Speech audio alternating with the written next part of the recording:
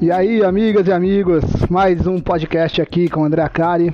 Tô muito contente com o resultado do primeiro podcast, foi muito legal, cara, muito download, muita gente escutando e mandando mensagem, então, pô, obrigado demais aí pela moral. E eu tinha agendado para fazer esse podcast novo aqui, o segundo podcast, com possibilidades de 3 temas, né? O primeiro tema era sobre a regulamentação dos esportes que está acontecendo no Brasil, né? Que está sendo debatida no Brasil. O segundo possível tema era sobre o futuro do poker online, e eu queria levantar esse assunto com vocês.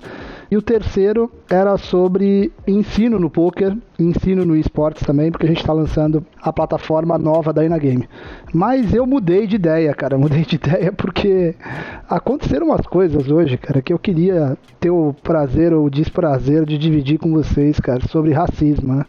Eu juro por Deus, cada dia que passa eu tô mais indignado com algumas coisas, e eu tava conversando com alguns amigos meus, alguns grandes amigos meus, e eu senti que a percepção dos caras é a mesma que a minha, cara. Pra onde o mundo tá indo, tá ligado? O que tá acontecendo? Algumas coisas ultra bizarras, assim, que eu vi hoje. E eu não sei se foi coincidência ou se essas coisas estão se intensificando de verdade, né? Quando eu acordei, hoje é domingo, hoje dia 10 de novembro de 2019, eu acordei e vi uma notícia do meu amigo Dentinho e do Tyson jogando na Ucrânia, e tiveram um ataque racista pra cima deles no meio do jogo, né? O Tyson pegou e arrancou com uma bola, foi pra cima de um lateral, do zagueiro, e aí ele fez uma falta no cara, eu acho, ele reclamou, sei lá, alguma coisa assim, e de repente os caras na torcida começaram a imitar macaco, como se ele estivesse dando um piti ali, e eles começaram a imitar macaco e ofendendo ele como se fosse um macaco. Já não é, obviamente, a primeira vez que isso acontece, é quase que rotineiro acontecer isso na Europa, né? Essa imitada de macaco na Europa quando tem jogador da cor negra. E aí ele surtou, né? O Tyson saiu do corpo ali, xingou, meteu um fuck you ali pros caras, meteu o dedo no meio pra eles, pegou a bola da mão do juiz, chutou a bola em direção aos caras. O estádio foi a loucura ali gritando, e ele pegou e começou a chorar num cenário de impotência, né? Num cenário de, pô, desumano demais você ficar tomando porrada desse tipo pela sua cor, né? E cara, eu não me conformo como isso pode acontecer em 2019, à beira de 2020, ter gente tão miserável desse jeito, a ponto de atacar uma pessoa pela sua cor, cara, pela sua raça. É incrível. E aí, como eu tava falando, né, coincidentemente, o Elton, que é presidente da CBTH e um dos meus melhores amigos, uma das pessoas que eu mais gosto, me mandou agora, antes de eu começar a gravar o podcast, ele me mandou um link sobre um jogo do Atlético Mineiro. E isso, obviamente, não tem nada a ver com o Atlético Mineiro, né? Eu conheço um monte de torcedor do Atlético Mineiro que é gente boa pra caramba, decente pra cacete. Mas, coincidentemente, foi um cara do Atlético Mineiro que tava arrumando uma confusão. Eu não sei exatamente como a confusão começou, mas com os seguranças ali do Atlético Mineiro, ou do estádio, ou não sei exatamente de onde eles eram. Os caras estavam se xingando, e de repente ele começou a falar pro cara, olha a sua cor, né? Como se a cor do cara fosse diminuir ele de alguma forma, a ponto de não poder nem deixar ele discutir com o cara, ou de ele argumentar qualquer coisa. E cara, uma tristeza sem fim. O próprio segurança, você vê ali o jeito impotente que o cara ficou, e começou a chamar ele de racista, porque é bizarro de novo, né? Bom, e aí, coincidentemente, de novo, eu tô acabando de ver essa matéria, cara, eu abro o Twitter, e tem talvez um dos casos mais bizarros que eu já vi, cara. Eu vi o Twitter de um cara que eu sigo do mundo dos esportes aqui, e ele simplesmente deu repost num caso de um guarda da Califórnia que tentou prender um homem de cor, né? Porque ele estava ilegalmente comendo um sanduíche. Cara, ilegalmente comendo um sanduíche, cara. E aí eu vi o texto, né? E normalmente esses textos eles não correspondem à verdade, né? Porque sempre tem gente que solta matéria no Twitter querendo ganhar clique, querendo ganhar audiência. Então o cara solta com uma chamada meia bizarra assim, e aí quando você vai ver lá dentro não é o caso. Mas nesse caso tinha um vídeo. E aí eu fui assistir o vídeo, e cara, o vídeo era exatamente isso, cara. Era o guarda conversando com um cara de cor ali e falando pra ele que ele estava preso e que ele ia prender o cara por resistência à prisão, né?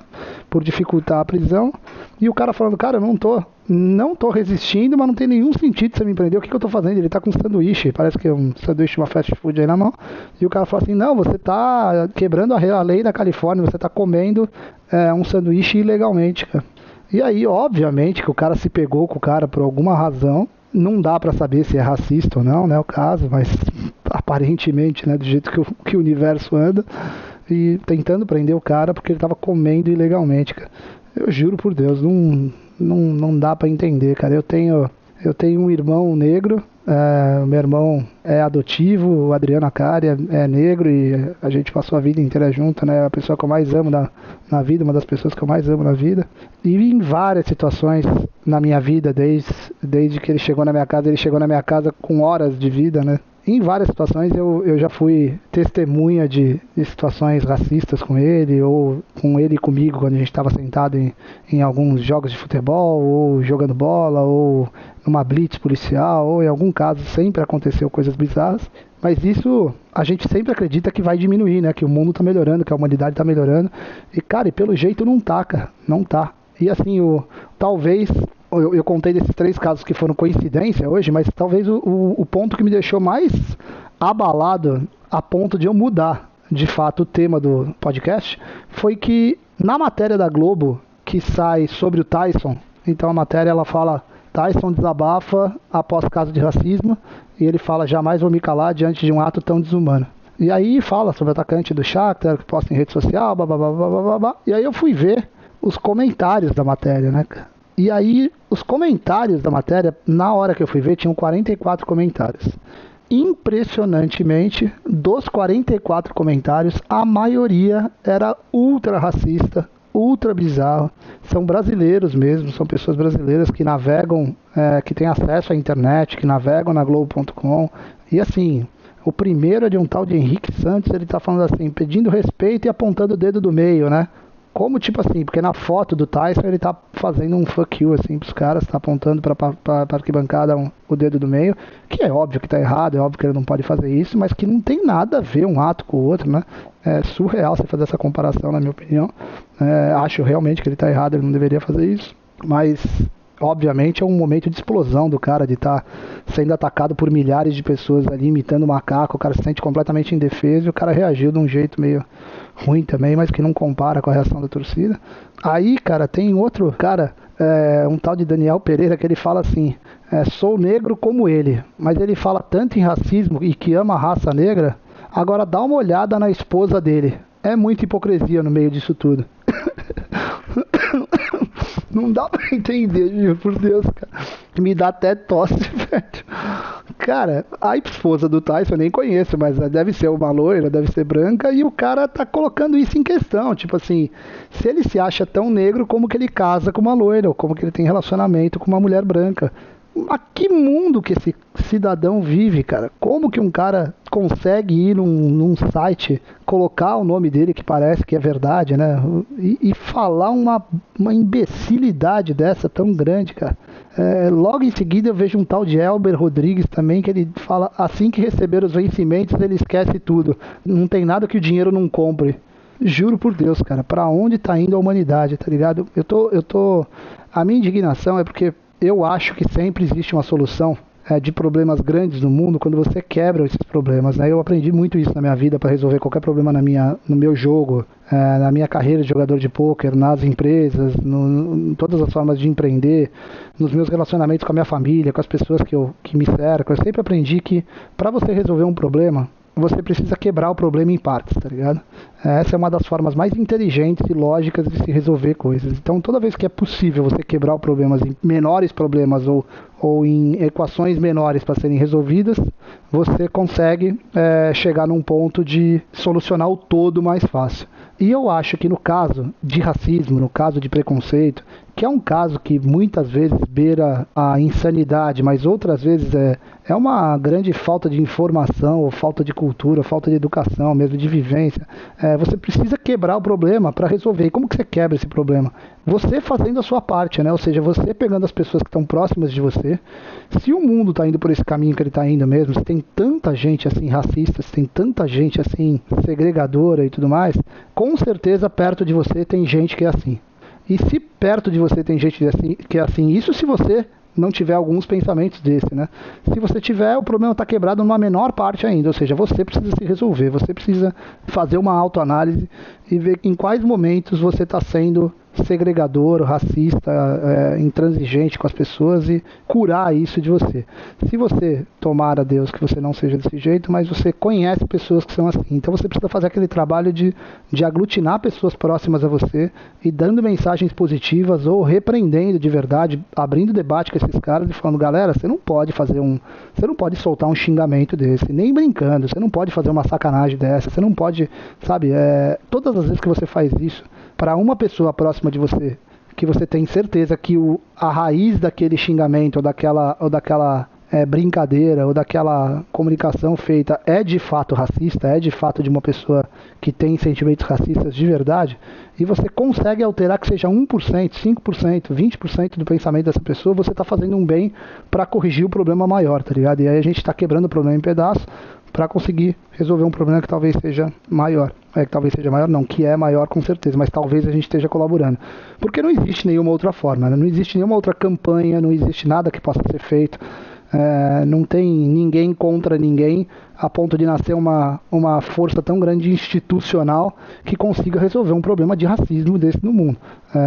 O ódio aumenta cada vez mais, a polarização política aumenta cada vez mais, mas o racismo talvez seja a parte que mais dói aos olhos da humanidade, de você ver pessoas lidando com esse jeito com outras pessoas, né, cara?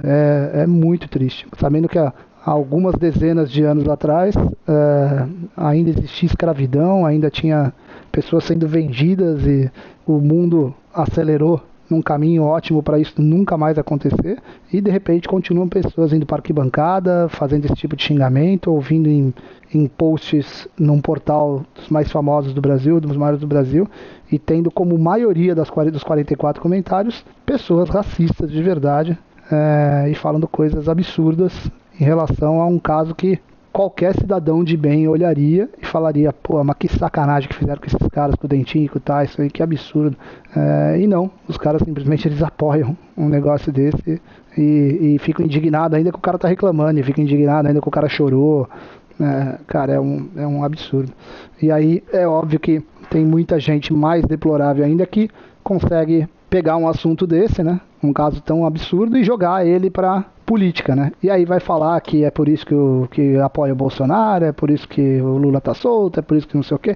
Vai inventar algum tipo de conexão para jogar nas costas da direita, nas costas da esquerda, babá, sem pensar na raiz do problema, que é a sua própria mente, ao quanto a sua mente está de fato devastada em termos culturais, educacionais e tudo mais, a ponto de você se manifestar desse jeito. Então, galera, fica um apelo aqui no podcast, né? Se você puder mudar 5% da cabeça de uma pessoa que tem algum tipo de consciência racista ou de não consciência, né? Nesse tipo de caso, você está fazendo um bem para a humanidade muito grande. Eu estou tentando fazer isso pelo podcast aqui, a ponto de mudar os temas que eu ia falar, justamente para isso. Bom, mas é isso. Eu não vou falar só sobre esse assunto aqui no podcast. Eu já vou mudar para outro assunto, então mudando radicalmente, vamos para outro assunto, que é um dos que eu gostaria de ter falado, mas comecei pelo racismo.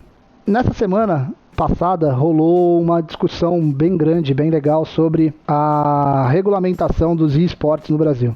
Eu vi a audiência pública que rolou na comissão no Senado, com algumas pessoas muito legais participando. Eu assisti a audiência inteira e me chamou muito a atenção a audiência por algumas razões. A primeira é porque eu estou envolvido no mundo dos esportes a fundo, assim, eu sou sócio da Fúria, que é uma das maiores organizações brasileiras mesmo, é uma organização brasileira nascida no Brasil, que está virando mundial, e isso me dá um orgulho muito grande de ter montado uma estrutura empresarial no Brasil, que hoje está ganhando o mundo. Então a gente já tem empresa no Brasil, a gente tem empresa aqui nos Estados Unidos, então a gente tem que ter orgulho de brasileiros e empresas brasileiras que fazem esse tipo de coisa.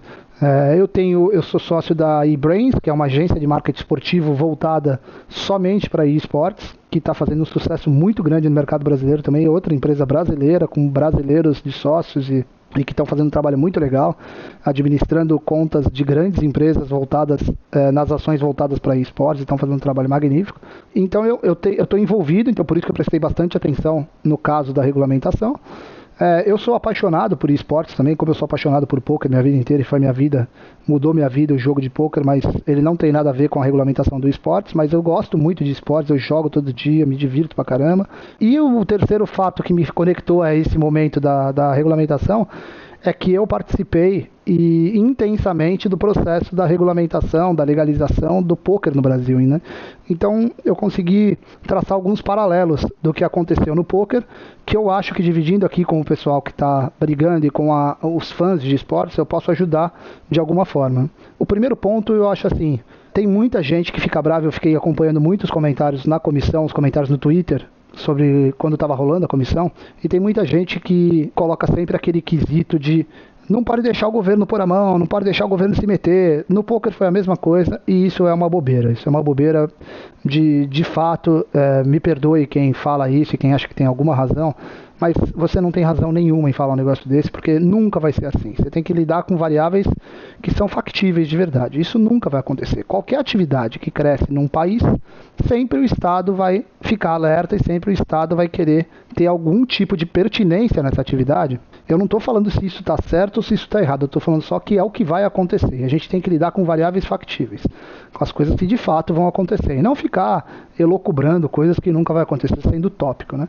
Então, o esportes cresceu demais no Brasil e vai crescer muito mais ainda.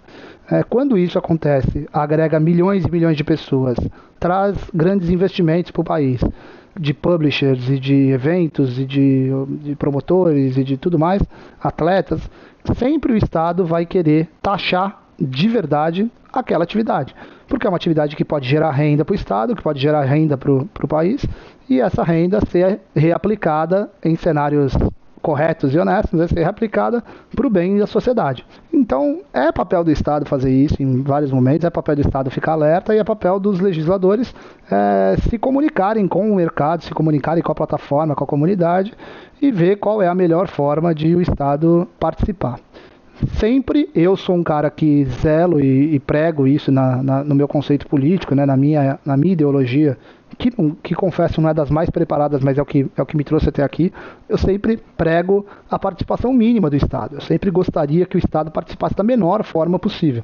Não mínima em termos de o quanto ele cobra de imposto, né? Porque é o que fica sempre no senso comum, é isso. Quanto que vai cobrar imposto, vai não sei o quê. Não, mínima é a mínima intervenção possível do Estado e deixar o mercado se autorregular, se autorregulamentar é sempre a melhor opção no meu ponto de vista. Eu sei que tem gente que não concorda, mas não tem problema. Porém, a participação, a existência dessa participação é sempre válida e ela sempre vai acontecer. Então, esse é o primeiro ponto. As pessoas falam, não devia estar lá, não devia participar. Tem que participar sim. Então, pelo que eu lembro, foi o Léo de Biasi, foi o Yuri da Gamers Club, foi o Lucas da INTZ, foi o Alexandre da Team One, foi a Nathalie, se eu não me engano, eu acho que é isso, da Black Dragons, uma menina super inteligente, de 22 anos. Foi uma galera muito bacana e essa galera tem que ir mesmo, porque se vocês não forem, se as pessoas que são pertinentes ao mercado, que são participativas no mercado, que construíram, ajudaram a construir o mercado, não forem, vai deixar o Estado, que é incompetente nessa área, que é não conhecedor dos detalhes dessa área, legislar da forma que eles quiserem, ou da forma que eles bem entenderem. E eles são bons em fazer isso, eles são bons em fazer esse tipo de cagada. Então, tem que participar, tem que se envolver, para não ter mais trabalho depois, essa é a verdade, para não ter retrabalho depois. Sempre quando uma atividade começa a bombar, sempre existem pessoas querendo tirar vantagem daquela atividade sem serem de fato empreendedores, participativos, membros da comunidade. Então sempre vai ter um cara querendo montar uma federação, uma confederação. Eu não estou dizendo que quem está montando as de esportes sejam incompetentes. Eu estou te falando só que no geral, em todos os esportes, em todas as atividades, sempre vai ter alguém querendo fazer algum ato político ou institucional sem estar pertinente àquele mercado, que veja como pode tirar vantagem paralela daquele mercado. Isso acontece em todos os cenários da economia, em todos os cenários da sociedade, é sempre assim. Então, membros do mercado estarem presentes faz um sentido gigantesco e quem gosta de esportes, quem pratica, quem joga, tem que apoiar a participação dessa galera. Se essa galera que foi é a galera mais pertinente a estar lá, eu não tenho certeza, mas me parece que sim. Dos poucos que eu conheço o Léo, e me parece ser um cara que tem uma história muito grande no esportes, um cara correto até onde eu conheço, um cara que sempre, inclusive veio jantar um dia aqui na minha casa, recebi ele super bem, foi super bacana, super sensato, mostrando ser um empresário de brio mesmo, e me parece ser um cara que tem um histórico de esportes bem bacana, então eu acho que a presença do cara é bem pertinente. O Lucas da INTZ é nosso concorrente de alguma forma, né? Porque a gente tem a Fúria, mas eu tive, talvez, pode ser que eu esteja errado, mas eu tive umas 5, 6 chances de encontrá-lo pessoalmente. Foi sempre um cara muito legal. E a história da construção da INTZ, que eu já tenho bastante informação hoje, depois de alguns anos no mercado, é uma história de ultra sucesso. A INTZ, creio eu, que seja a maior organização de esportes do Brasil hoje. Eu só não falo isso com certeza porque eu não sei muito bem o que definiria ser a maior organização, mas eu acho que é, porque ela está presente nas franquias, ela está presente no CSGO, ela está presente no Free Fire, ela está presente em vários jogos de grande pertinência no esportes. É um cara que consegue administrar muitos atletas, então tem muito conhecimento de como os atletas pensam, de como os atletas agem, de qual é a necessidade desses caras. É um cara que vive o esportes na veia, então o Lucas da NTZ me parece ser um cara muito pertinente a estar lá. O Alexandre da Team One, mesma coisa, Team One não para de crescer, Team One tem um projeto ultra moderno, ultra dinâmico, a gente acompanha de longe aqui, eu e o Jaime da Fúria, mas parece ser um cara bem bacana também, um cara super correto. E o Yuri da Gamers Club, não conheço pessoalmente a fundo, tive, se eu não me engano, uma vez eu encontrei ele só, mas a história da Gamers Club é uma história que praticamente ela se confunde, né? Ela se mistura com a história do CSGO no Brasil. É um cara que é sócio do Fallen, que é o maior ícone de CSGO do Brasil, historicamente, uma das maiores lendas. É um cara que administra 1 milhão de pessoas que jogam na Gamers Club, então tem noção de como essas pessoas pensam. É um cara que conseguiu fazer uma integração agora, eu não posso falar que foi uma venda, mas uma joint venture, seja lá o que for, com uma empresa americana gigantesca que é a Immortals, então tem conhecimento de mercado, de business. É um cara, me parece também, nunca vi ninguém reclamar, nunca vi ninguém falar um ponto negativo sobre ele. Então é esse tipo de gente que tem que estar lá mesmo para brigar pelos direitos de quem joga, pelos direitos de quem assiste, pelos direitos de quem se diverte. Então, se quem joga, quem assiste, quem se diverte não apoiar essas pessoas, a chance de ter um retrocesso no processo do crescimento do esporte é grande. A minha experiência com o poker diz também outro ponto que eu acho importante de eu dividir com a galera que está envolvida no processo de regulamentação e com a galera que torce para isso. Tem algumas coisas que são debatidas nas casas, né, Senado, Câmara dos Deputados, que tem força dos dois lados, ou seja, pessoas que querem a favor e pessoas que querem contra comercialmente. Você vê que tem dinheiro envolvido, assim, a gente sempre vê isso de um prisma estratégico. Então, tipo assim, tem uma força comercial muito grande no mercado de um lado e uma força comercial muito grande oposta a essa atividade. O poker nunca teve isso. O poker não era uma força. Os jogos de azar também, os jogos de cassino, bingo, o poker que não é jogo de azar, mas tá numa categoria que é essa daí que eu vou criar agora para vocês, junto com o esporte, junto com tudo isso. São as categorias que não existe uma força contra elas. Não tem ninguém que fica lutando comercialmente para ganhar se elas não existirem. Então, quando você pega o jogo de azar, por exemplo, dificilmente tem uma manifestação da sociedade onde ela é amparada por grandes montadoras, desenvolvedoras, publishers, ou seja lá que força do mercado acontecer, que manda todo mundo ir para a rua, que movimente seus funcionários, para todo mundo falar, diga não a esse negócio, porque na verdade por trás de tudo isso existe uma força comercial que não quer aquele negócio. Nenhuma das categorias, jogos de azar, jogos de habilidade, poker, esporte, nenhuma delas tem uma força contrária. Então isso é um ponto muito positivo. Por quê? Porque não tem ninguém ali. Agora, existem pessoas que vão lutar contra alguma coisa, mas não é uma força organizada comercialmente de mercado que vai batalhar contra. Então, guarda isso, porque isso é um ponto muito positivo. Quando a gente vê a audiência, a gente vê que tem gente indo contra, falando assim, mas o jogo tem violência, mas o jogo não sei o que, mais o jogo não sei o que lá. É claro que para quem está ouvindo e é do eSports, para quem está ouvindo e é do CSGO, para quem está ouvindo e é do Call of Duty ou do League of Legends, machuca, né? Você fica puto, você fica, puta, mas que merda que esse cara tá falando? Mas que não sei o que. Não importa muito, cara. É uma força mundial de estabelecimento de uma atividade, de uma categoria, que ela é tão grande que não tem opinião singular que supere essa força. Então não vai acontecer. Só teria se existisse um grupo organizado comercialmente contra aquele negócio, o que não é o caso. Então eu vi alguns senadores lá falando assim, não me importa, porque tem jogo, os jogos tem que tomar cuidado, porque tem jogo que o cara sai batendo em velhinha e atacando lata na cabeça do policial, e bababá, que ele tá falando, provavelmente alguém falou pra ele, ou ele abriu algum dia um tweet, ou seja lá, nem tweet não, porque ele não sabe nem o que é, mas abriu alguma coisa lá e viu o GTA.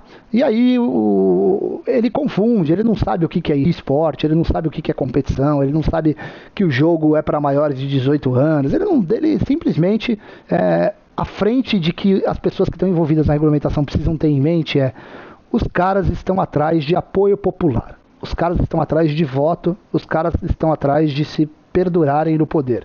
Eles querem ficar lá cada vez mais. Então tudo que falar que capte uma camada da sociedade que apoie ele, não importa se tem alguma técnica ou alguma coisa correta por trás dessa frase ou não. As pessoas lá vão falar.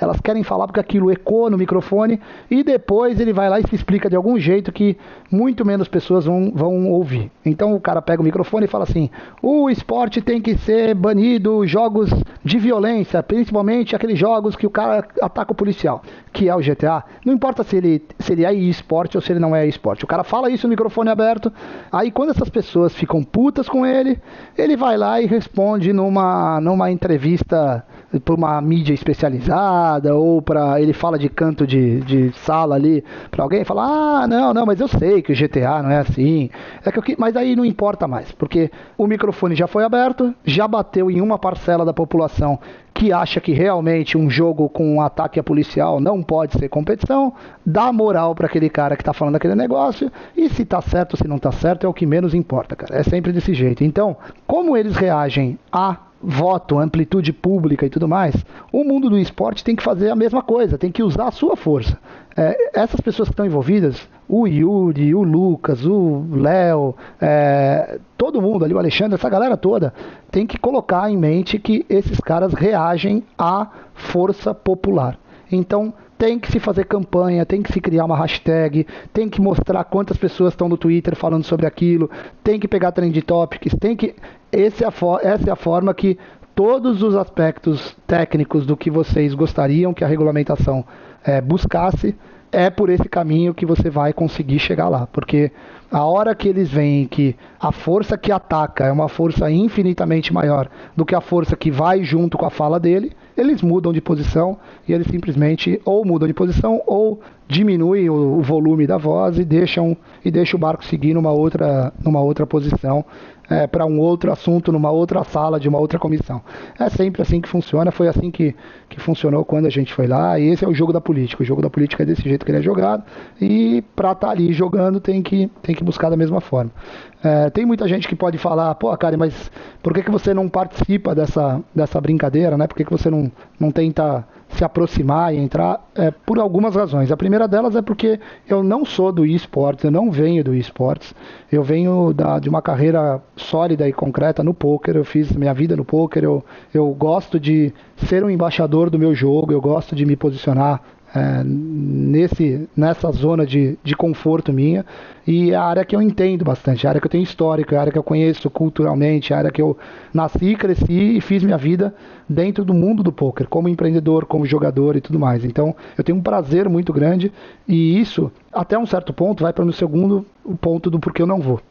Até entra em conflito, tem até um certo conflito, porque o mundo do esportes não gosta de uma conexão direta com o mundo do poker. Não é uma conexão que para o esportes ou que para o poker tem algo que seja ultra sincronizado de verdade. Um jogo é um jogo, outro jogo é outro jogo, as faixas etárias são diferentes, as qualidades técnicas de cada uma das setores existem algumas semelhanças, mas no geral são diferentes.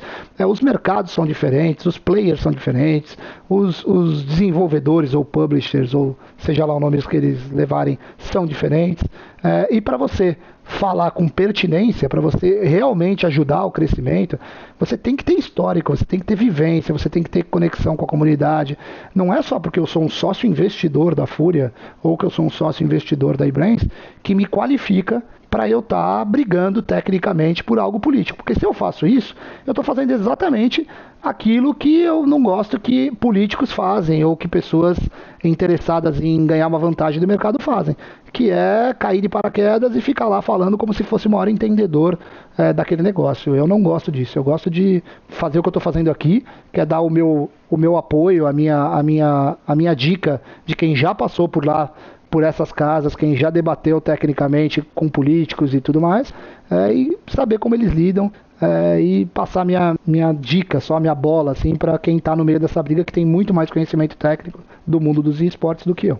Agora fica a minha torcida máxima, porque eu, como investidor do setor, mesmo sem ser profundo conhecedor, eu estou amparado com pessoas que têm muito conhecimento, que são muito fortes, como o Jaime, como todo mundo que me cerca dentro do mundo, como o Beto, como o Raif, da eBrains. Então eu fico numa torcida máxima para que seja ultra bem sucedido o trabalho dessa rapaziada, da moça da Black Dragons também, de todo mundo que está envolvido. Eu fico super contente. Inclusive, vou até falar o nome da Nicole, da Black Dragons. Eu vi o discurso dela na comissão e eu vi ela falando que ela tinha 22 anos. Cara, juro por Deus, ó. Pra vocês terem uma ideia, como eu não sou profundo conhecedor do esportes, né? Eu não conhecia Black Dragons e fiquei conhecendo porque eu fiz a pesquisa depois que eu vi a Nicole falando. Cara, eu fiquei impressionado com a capacidade da moça, né? Porque eu tenho 44, então me reservo o direito, a licença poética de chamar ela de menina ou moça. Mas, cara, que desenvoltura. Como é legal você ver uma brasileira, né, cara? Uma mulher, e eu digo mulher sem zero preconceito, eu tô falando assim, uma mulher chegar ali poderosa mesmo na frente daqueles caras, daqueles deputados e senadores, chegar ali de coração mesmo e deitar, né, cara? Jantar os caras, falar tudo que ela tem que falar de um jeito bacana, falar de um jeito aberto, saber orquestrar todo o seu discurso, saber que tem pouco tempo para falar e que no tempo que tem ela tem que entregar a mensagem correta. Foi muito legal, cara. Pô, Nicole, se você ouvir esse podcast, eu queria te dar os parabéns. Não te conheço pessoalmente, mas parabéns, cara. Muito bacana mesmo. E parabéns a Black Dragons, que tem uma pessoa no time de vocês aí, como CEO, que tem uma desenvoltura dessa com apenas 22 anos, né?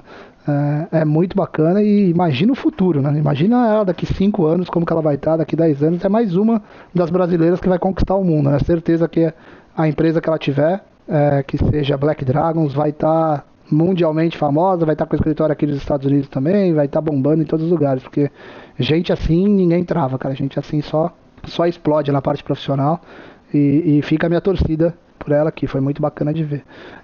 Outro ponto que eu queria ressaltar é que existe também uma certa, e aconteceu com a gente no poker, então só para dividir experiência com vocês, existe uma certa ansiedade quando acontece esse tipo de coisa, comissão, assunto de regulamentação, senadores e deputados falando sobre isso, existe uma ansiedade, um rushzinho assim mental, que todo mundo que está envolvido, as pessoas que estavam lá, os empresários que estavam lá, quem está conectado com o mercado indiretamente ou diretamente, mas não estava lá, existe uma certa ansiedade dizendo, nossa, agora ferrou, né? Nossa, agora teve a comissão, nossa, agora vai acontecer alguma coisa. Galera, normalmente no Brasil não é desse jeito. Não pode deixar de estar lá, mas o que aconteceu virar sinônimo de fato render alguma coisa é uma distância muito grande, cara, muito grande. O sistema político legislador brasileiro, ele é cheio de curva, cheio de volta, cheio de vai, vem, assina um documento e protela mais por tanto tempo, aí volta para uma casa, aí vai para outra casa, aí um assina, aí depois tem as emendas, aí depois tem não sei o que, é muito complexo, cara. E assim, quem tiver de fato com vontade, com intenção de acompanhar o processo todo, vai ter que ter uma paciência gigantesca. Quando você acha que você venceu uma batalha, quando você acha que você convenceu alguém, você vai ver que tem mais 5 reuniões para fazer, mais 5 apresentações para fazer, mais 20 pessoas que você tem que conversar que não tem a mínima ideia do que você está falando. É complicadíssimo, cara. É sofrível, assim. Quando eu fui participar da comissão, só para dividir a experiência também com vocês, eu e o Federal, a gente se preparou para ir na comissão, a gente ensaiou, a gente estudou tudo que era para ser falado. De um dia antes de eu chegar lá, até 2 dias antes depois que eu fiz a apresentação lá, foram 3, 4 dias de bloqueio, assim, de negatividade na minha vida, juro por Deus, cara.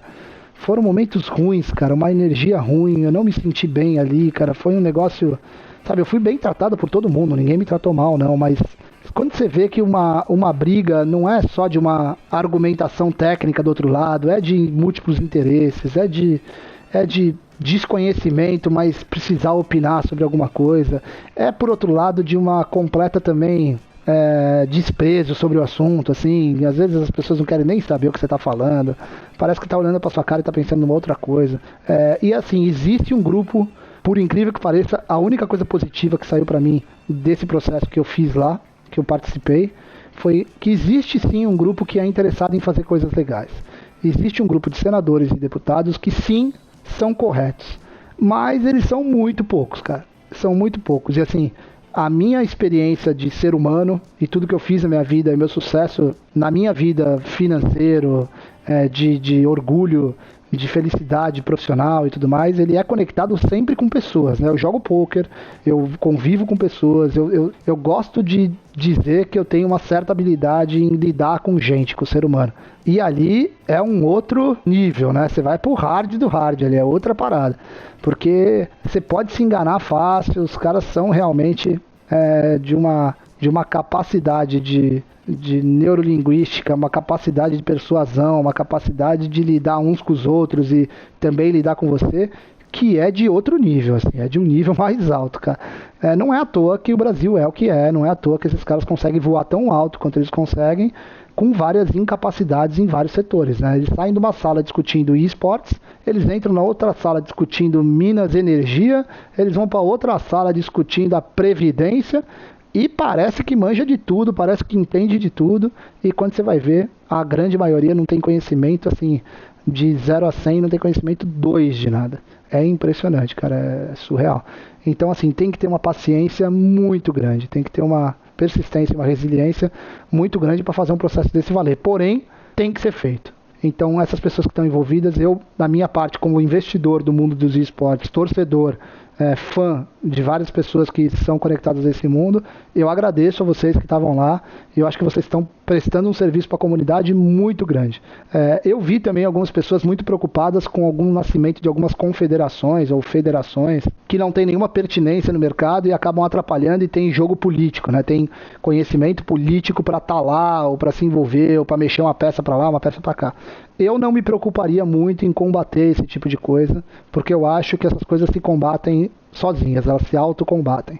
Para montar um movimento político ou institucional que faça valer dentro de uma atividade, você precisa de alguns pré-requisitos. Você precisa de conhecimento técnico sobre a atividade, você precisa de capacidade de movimentação de massa, as pessoas precisam estar realmente te seguindo, precisam estar realmente ouvindo o que você tem para falar. Você precisa ter um histórico de sucesso dentro daquela atividade, para as pessoas verem que você tem pertinência.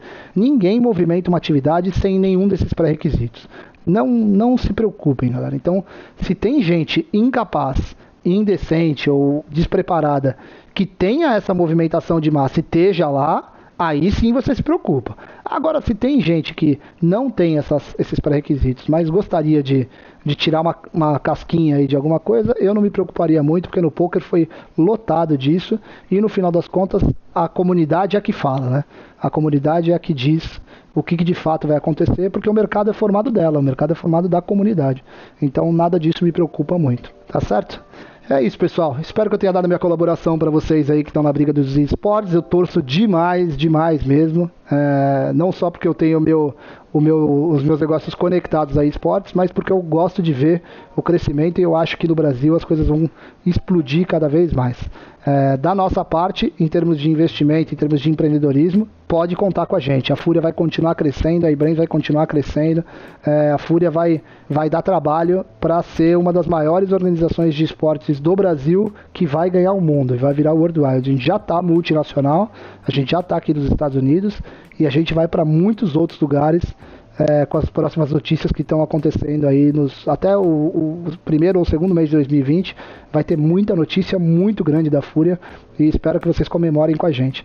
Mas isso, como eu sempre fiz no poker, isso não nos transforma em concorrentes ou inimigos, né? Com outras organizações, com outras empresas, muito pelo contrário.